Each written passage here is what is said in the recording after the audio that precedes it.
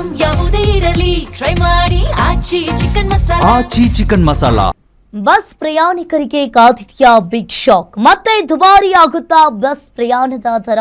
ಇನ್ನು ಟಿಕೆಟ್ ದರ 25% ಹೆಚ್ಚಳಕ್ಕೆ ಈಗಾಗಲೇ ಸಾರಿಗೆ ನಿಗಮಗಳು ಮನವಿಯನ್ನ ಮಾಡಿದೆ.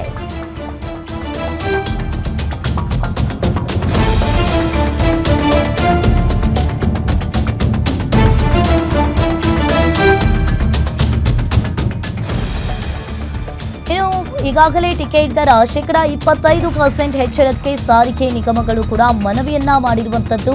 ಕೆಎಸ್ಆರ್ಟಿಸಿ, ಬಿಎಂಟಿಸಿ, ಎನ್ಡಬ್ಲ್ಯೂಕೆಆರ್ಟಿಸಿ, ಕೆಕೆಆರ್ಟಿಸಿಯಿಂದ ಮನವಿಯನ್ನ ಮಾಡಿದ್ದಾರೆ. ಸಿಎಂ ಡಿಕೆ ಶಿವಕುಮಾರ್ಗೆ ಈಗಾಗಲೇ ಮನವಿಯನ್ನ ಸಲ್ಲಿಸಿದ ಸಾರಿಗೆ ನಿಗಮಗಳು. ಇನ್ನು ಶಕ್ತಿ ಯೋಜನೆಯಡಿ ಮಹಿಳೆಯರಿಗೆ ಉಚಿತ ಪ್ರಯಾಣದ ಹಿನ್ನೆಲೆಯಲ್ಲಿ ಡೀಸೆಲ್ ದರ ಏರಿಕೆಯಿಂದ ಸಾರಿಗೆ ನಿಗಮಗಳಿಗೆ ಆರ್ಥಿಕ ಸಂಕಷ್ಟ ಜಾಸ್ತಿ ಆಗ್ತಾ ಇದೆ. ಕಳೆದ ವರ್ಷವಷ್ಟೇ ಬಸ್ ಟಿಕೆಟ್ ದರ 15% ಹೆಚ್ಚಿಸಲಾಗಿತ್ತು. ಇನ್ನು ಇದೀಗ ಒಂದೇ ವರ್ಷದಲ್ಲಿ ಮತ್ತೆ ದರ ಏರಿಕೆ ಪ್ರಸ್ತಾಪ ಚರ್ಚೆಗೆ ಬಂದಿದೆ. ಇನ್ನು ಬಾಕಿ ಪರಿಹಾರಧನ ಬಿಡುಗಡೆ ವಿಳಂಬವೂ ಕೂಡ ಆಗ್ತಾ ಇದೆ. ಆರ್ಥಿಕ ಒತ್ತಡವೂ ಕೂಡ ಹೆಚ್ಚುತ್ತಾ ಇದೆ. ಇಂಧನ, ಬಿಡಿ ಭಾಗಗಳು, ಸಿಬ್ಬಂದಿ ವೇತನ, ನಿರ್ವಹಣಾ ವೆಚ್ಚ ಈಗಾಗಲೇ ಹೆಚ್ಚಾಗಿದೆ. ದರ ಪರಿಷ್ಕರಣೆ ಅನಿವಾರ್ಯ ಅಂತ ಸರ್ಕಾರಕ್ಕೆ ಸಾರಿಗೆ ನಿಗಮ ಇಲ್ಲಿ ಮನವರಿಕೆಯನ್ನ ಮಾಡಿರುವಂತದ್ದು.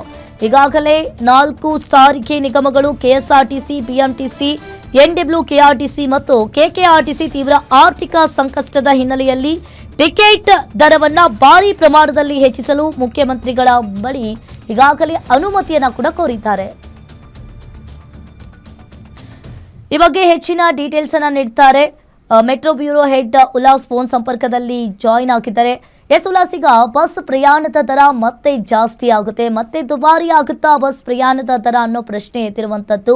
ಈಗಾಗಲೇ ಒಂದ್ ಕಡೆ ಕೆಎಸ್ಆರ್ಟಿಸಿ, ಬಿಎಂಟಿಸಿ, ಎನ್ಡಬ್ಲ್ಯೂಕೆಆರ್ಟಿಸಿ, ಕೆಕೆಆರ್ಟಿಸಿ ಕೂಡ ಆರ್ಥಿಕ ಸಂಕಷ್ಟದ ಹಿನ್ನೆಲೆಯಲ್ಲಿ ಜಾಸ್ತಿ ಮಾಡ್ತಾರೆ ಅಂತ ಹೇಳಲಾಗ್ತಾ ಇದೆ. ಏನಿದೆ ಇದ್ರ ಬಗ್ಗೆ ಹೆಚ್ಚಿನ ಡೀಟೇಲ್ಸ್?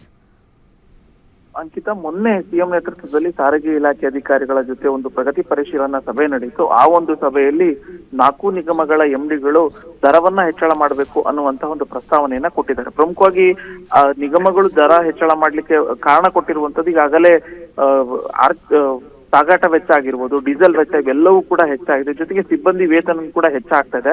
ಸೊ ಹೀಗಾಗಿ ನಮ್ಗೆ ಕನಿಷ್ಠ 25% ಬಸ್ ಪ್ರಯಾಣ ದರವನ್ನ ಹೆಚ್ಚಳ ಮಾಡಬೇಕು ಅನ್ನುವಂತಹ ಒಂದು ಮನವಿಯನ್ನ ಕೊಟ್ಟಿದ್ದಾರೆ. ಆ ಮೂಲಕ ಕಳೆದ ಒಂದು ವರ್ಷದ ಹಿಂದೆ 15% ಬಸ್ ಪ್ರಯಾಣ ದರವನ್ನ ಏರಿಕೆ ಮಾಡಲಾಗಿತ್ತು. ಈಗ ಅದ್ರ ಬೆನ್ನಲ್ಲೇ ಈಗ ಒಂದ್ ಕಡೆ ಮಧ್ಯಪ್ರದೇಶದಲ್ಲಿ ಯುದ್ಧ ನಡೀತಾ ಇದೆ, ಡೀಸೆಲ್ ದರನು ಕೂಡ ಹೆಚ್ಚಳ ಆಗಿರುವಂತದ್ದು. ಜೊತೆಗೆ ಈ ಎಲ್ಲದ್ರ ಜೊತೆಗೇನೆ ಸಿಬ್ಬಂದಿ ವೇತನ ಕೂಡ ಹೆಚ್ಚಳ ಆಗ್ತಾ ಇದೆ. ಸೊ ಹೀಗಾಗಿ ನಮ್ಗೆ ಆರ್ಥಿಕ ಸಂಕಷ್ಟ ಆಗ್ತಿದೆ. ಇದೆಲ್ಲದರ ಬೆನ್ನಲ್ಲೇ ಶಕ್ತಿ ಯೋಜನೆಯಿಂದ ಸರ್ಕಾರ 4 ನಿಗಮಗಳಿಗೆ ಬರಬೇಕಾದಂತಹ ಅನುದಾನ ಏನಿದೆ ಆ ಅನುದಾನನೂ ಕೂಡ ಬಂದಿಲ್ಲ.